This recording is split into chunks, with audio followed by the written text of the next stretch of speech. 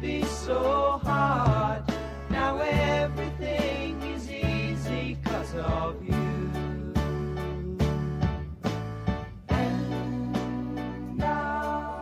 Welcome back. You're listening to Home Wizards. Thanks for hanging out with us because this is what we love to do to help you enjoy the place you call home more. I'm Cindy Dole. Hey, I'm Eric Stromer. And we love to improve your home and improve your life wherever that is and whatever you call your home. And maybe, just maybe, you're thinking of moving on to a different place.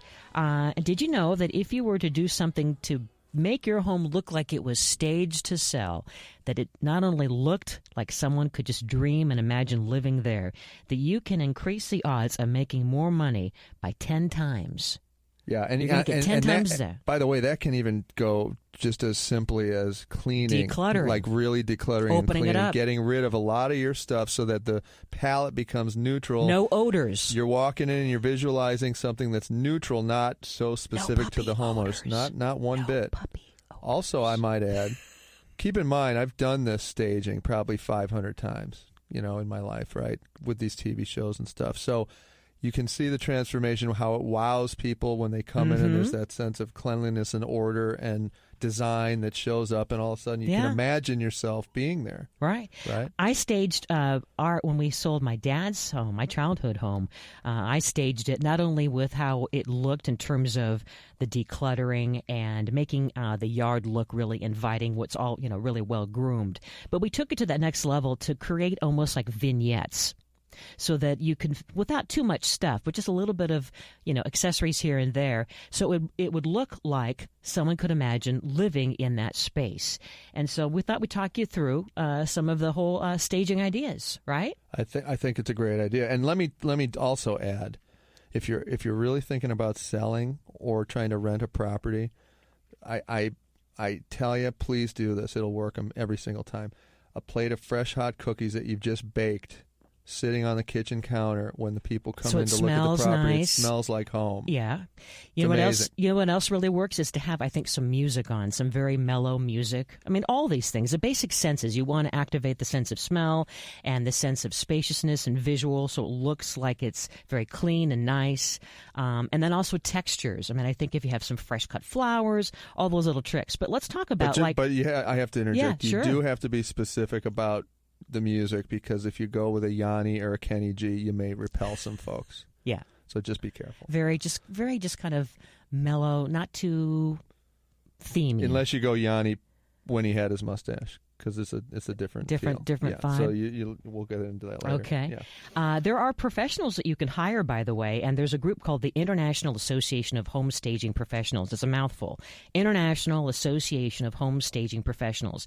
And what that means is you go to their website, just Google it, and you can pay anywhere from $500 to $6,000 to get one of these professionals to help you figure out how to stage it to sell. But here's the good news is they're going to not only help you declutter, but just tastefully, like I was saying we did with my childhood home, to create like little vignettes so it won't offend anyone, but it'll enhance the home, and it will increase the odds of it selling faster and for more money. Yeah, great idea. Especially kids' rooms, if you've got a couple of kids in the house and all the toys are strewn about. The new people don't have kids. Maybe they're empty nesters. And then they'll be like, this is not going to work. Thing. Right. You want it to feel like a clean slate, right? Exactly. So some of the things, okay, let's say before you hired somebody, you didn't have that kind of budget. You want to just do it on your own. There's a lot of different secrets, I think, to getting your house to look like a professional would be doing this kind of thing, right? There's no question. Yeah, couple of great things to do.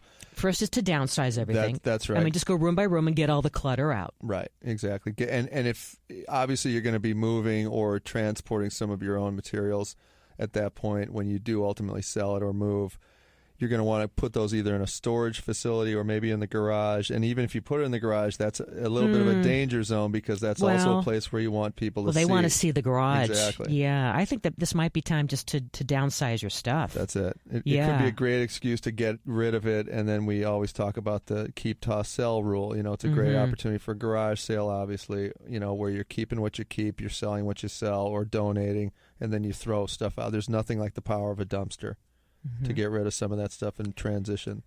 And there's a bunch of mistakes that some people make, I think, when it comes to staging their home. I think that sometimes people try too hard, or they might think that, okay, if I paint the house, that'll attract people. Maybe yes, maybe no. I mean, what if you pick the wrong color? I think just trying to be as middle of the road as possible and as minimalist as possible, just, kind of think you don't want to offend people. You want to give them a chance to visualize their own world and their own ideas. Yeah, and even if you don't have some of the nice looking furniture that's neutral and could potentially be great, I think it's better to err on the side of less than more. Like get stuff out of the house.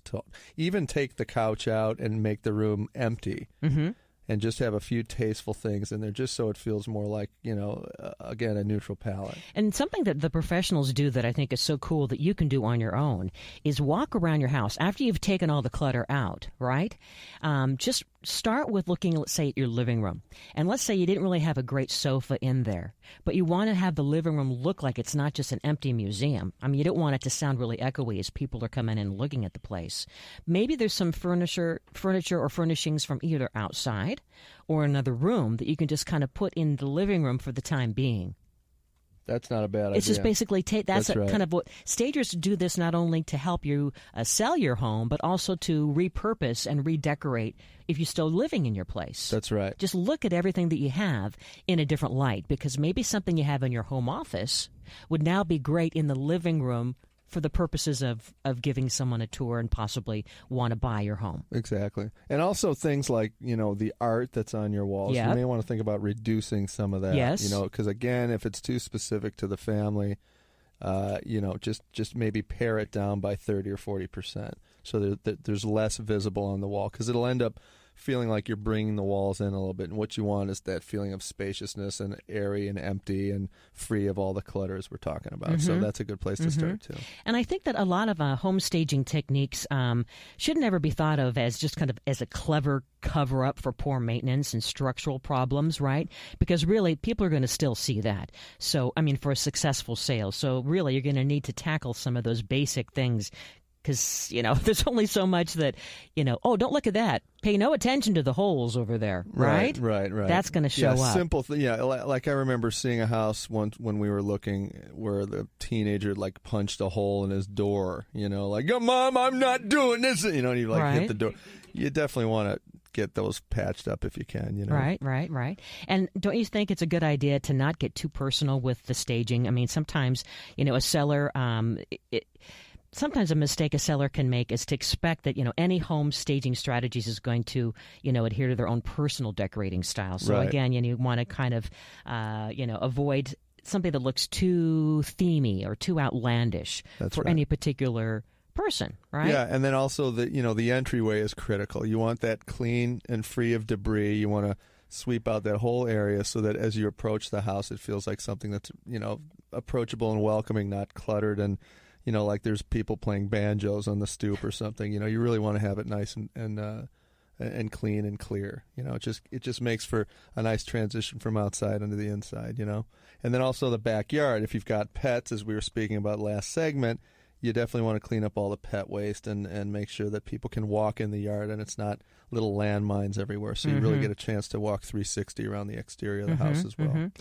There's also staging tips that you can consider for every season, and you think, oh, wow, that's kind of different. Why would you want to do that? Well, really, there's a lot to know about selling a home in the different seasons. And as you're staging your home, let's say in a colder time of the year versus in the summertime of the year, I mean, if you kind of play with that mojo, that's going to enhance a buyer, I think, because now they're like, for instance, if it is in the winter time, it's around the holidays, they're now picturing their life in that home around Christmas time, or if it's in the spring, you want it to feel and look really springy because now they're thinking, oh, it's almost Easter. I can see myself having the kids over and we're having an egg hunt outside, so you want to have the yard looking like it. They can picture themselves enjoying it in that way. Or for summer, for instance, oh, we're out here and we're having our nice little tropical drinks and it's a wonderful outdoor living experience. So seasonally, you're giving them that visual.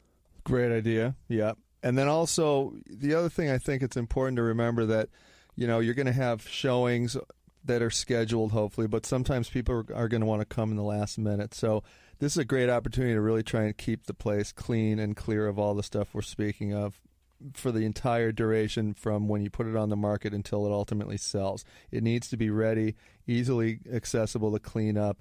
Have the kids honor all that too, and don't throw the stuff in the rooms. So somebody may show up at any minute, so it always has to look like it's ready to go. So if you're thinking about staging your home to sell and you're wondering about what about colors, what if I did have time and I wanted to do a little bit of painting? They've done some studies to figure out like what colors will pay off. And let's say, for instance, if what if a client, a buyer really wants a blue home? Well, should you be thinking that you need to change your home blue? Well, maybe not. But they found that the colors that really pay off the most are really earth tone exterior homes, like sand color or almost cream color. Again, it goes back to kind of being neutral. But it depends, too, about the part of the country that you're from, So don't get too stuck in being too, vanilla. But sometimes certain parts of the country will work with a different color palette than others. Yeah, like in the Southwest versus the far east. Yeah, I think that the color is a huge psychological barrier. And if you can get that neutrality and that palette to a place where it feels like it's accessible to everybody, it's going to be a huge asset. Don't underestimate the power of color, especially if you've chosen a really strange combination of things because you thought it looked great, but folks that aren't going to necessarily agree with you who are trying to buy your house.